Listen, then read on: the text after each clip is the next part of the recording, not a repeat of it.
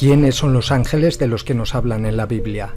Se puede observar que hacían el trabajo de mensajeros. La palabra ángel se deriva de la palabra griega ágelos, la cual significa mensajero. La palabra correspondiente en hebreo, malak, también tiene el mismo significado. Cuando los ángeles tomaban apariencia visible, por lo regular adquieren forma de hombre, de humano. Por ejemplo, en Génesis 18, Abraham recibió la visita de 3 visitantes angélicos, los cuales en un principio solo parecían viajeros. En el capítulo siguiente, 2 ángeles fueron a Sodoma, donde se presentaron simplemente como 2 visitantes humanos, advirtiendo que iban a ser destruidos los pueblos de Sodoma y Gomorra por desobediencia, pero algunas veces los ángeles aparecen como humanoides de aspecto extraño. Por ejemplo, Daniel vio un ángel con brazos y piernas que le recordaban el papel pulido y las piedras preciosas, y con un rostro como el relámpago. El aspecto del ángel que movió la piedra de la tumba de Jesús era resplandeciente como un relámpago. En Apocalipsis 4, 6, 8 se describe el aspecto singular de algunos seres que pudieran ser de una de las variedades de ángeles. En la Biblia nos dicen que aquellos que tuvieron encuentros con ángeles, por lo regular, desfallecieron en su ánimo y cayeron al suelo sobre sus rostros, llenos de temor y de asombro, que daban miedo y eran peligrosos, ya que en la mayoría de las ocasiones amenazaban con la eliminación de pueblos enteros si no se postraban al Señor que los mandaba. Aquí podemos ver que los llamados mensajeros de la Biblia no eran seres espirituales, sino que eran seres físicos de carne y hueso, que tenían necesidades físicas como cualquier ser humano normal. Pero ¿quiénes eran estos seres de los que nos hablan en la Biblia?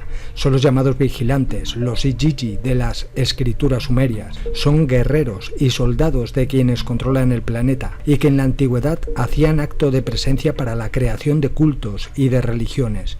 El profesor Mauro Biglino, en una de sus conferencias, después de pasarse años traduciendo los antiguos escritos y tras analizar la actual Biblia, nos dice lo siguiente.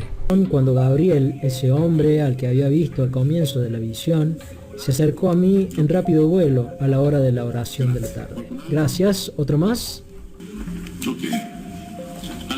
Ok, ahora bien.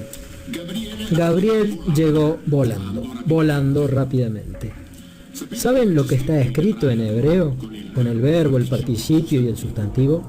Está escrito, llegó cansado y fatigado.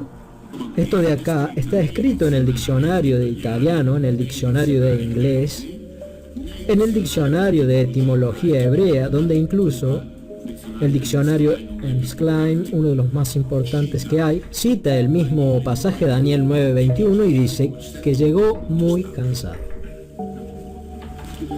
Ahora bien, ¿el problema cuál es? Que como Gabriel debe ser un ángel, cosa que no es, porque como lo dijo la última señora, el hombre que había visto. Tanto es así que cuando Daniel ve llegar a Gabriel, dice, vi llegar un ish, es decir, un individuo masculino.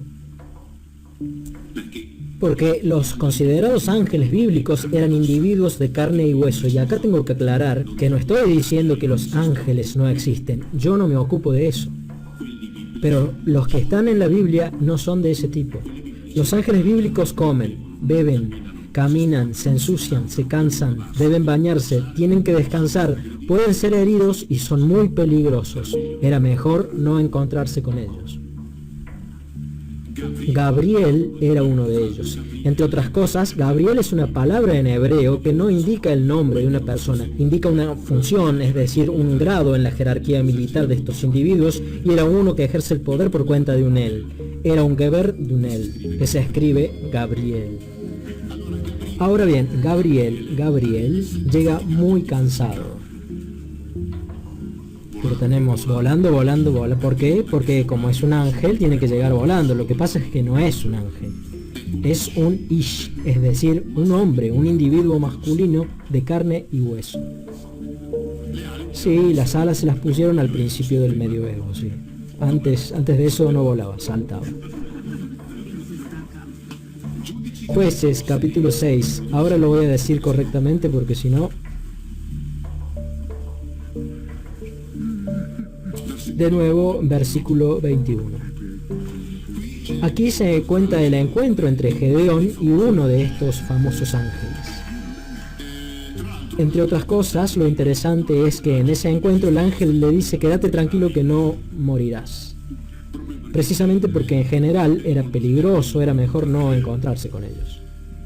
Después de que hacen una serie de cosas, es decir, hablan, etc., después de lo cual el ángel le pide comida.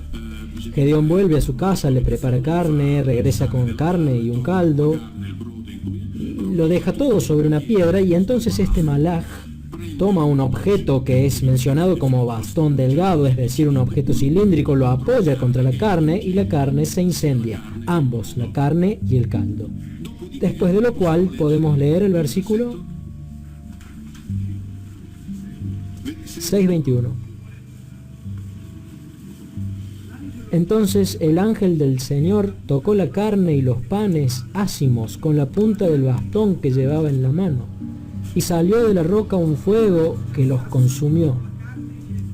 Enseguida el ángel del Señor desapareció de su vista. Gedeón reconoció entonces que era el ángel del Señor y exclamó: ¡ay de mí, Señor, porque he visto cara a cara al ángel del Señor!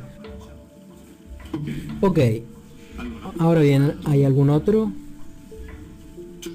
Especialmente, ¿qué es lo que se dice que hizo el ángel después de que quemó esas cosas? Que se desvaneció, desapareció.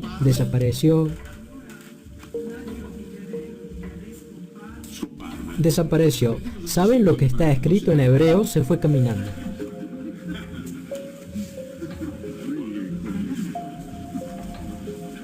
¿Entienden? Así que como es un ángel, tiene que desaparecer. Solamente que no está escrito así. No es un ángel primero, por lo tanto se va caminando. Es todo muy lógico. Es todo coherente. ¿Entienden? Así que esta es la Biblia, es decir, en el momento en el que se establece que la Biblia debe hablar del mundo espiritual, por lo tanto de Dios y por lo tanto de los ángeles, todo es presentado, todo es traducido en función de esa idea construida para eso. Porque la Biblia no dice eso que ellos dicen, dice otra cosa. Por esto es que yo digo que muy a menudo leemos la explicación, y en la explicación las cosas están escritas como si la Biblia no hubiera sido escrita. Porque en esa traducción no es que explican cómo se ve el ángel, inventan cómo se ve el ángel. Porque ese ángel, que es un ish, es decir, un individuo masculino, camina. Y esto es así para todos. Esto se aplica para todos. Lo que pasa es que desde el momento en el que se establece como regla primera algo determinado, a partir de ahí se debe hacer coincidir esa idea dentro del texto. Y eso es lo que son las interpretaciones. Es decir, colocar en el texto lo que el texto no dice. Bastón no es una traducción inventada, porque es decir, nosotros lo traducimos como bastón, porque obviamente ellos buscaban decir con sus instrumentos lingüísticos todo eso que no podían describir de otra manera, pero este individuo tenía en la mano un objeto cilíndrico del cual salía una flama, una llama, y toda esta historia vuelve, por ejemplo, cuando hay un ángel que extiende una mano para destruir con un ataque, después de un censo que no debía ser hecho, se prepara para destruir la ciudad de Jerusalén. Y es detenido por su propio jefe, que le dice: no, detente, no lo hagas. Pero él estaba ya listo para salir, solamente estaba esperando la orden. Así que la Biblia está llena de tecnología, está repleta de tecnología. Y yo sé bien que nos da pereza tener que repensarlo, pero si hacemos de cuenta que es verdad, todo es coherente. Todo es coherente. Ahora, si es verdad o no es verdad, yo no sé. Pero eso es lo que está escrito, no lo otro. Hace algunas semanas o meses atrás en Roma se realizó el encuentro entre el Papa Francisco y el rabino principal de la comunidad. Y yo vi muchas sonrisas al pueblo mayor, abrazos, cumplidos. Y tengo que decir que sentí verdaderamente un considerable fastidio.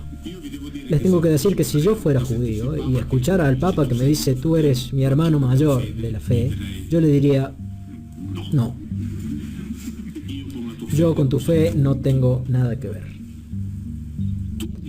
Tú, como cristiano, me has robado un libro, el Antiguo Testamento, Me has robado el personaje principal de ese libro y lo has transformado según tu gusto. El personaje principal de ese libro, que se llama Yahvé, es un individuo que hizo un pacto y no con los judíos en general, sino con una familia. Una familia, es decir, con uno de los nietos de Abraham, estableció un pacto con él y con sus descendientes, punto. Ese libro habla de ese pacto, ese libro habla de esa historia. Ese libro no menciona nunca a la humanidad, nunca.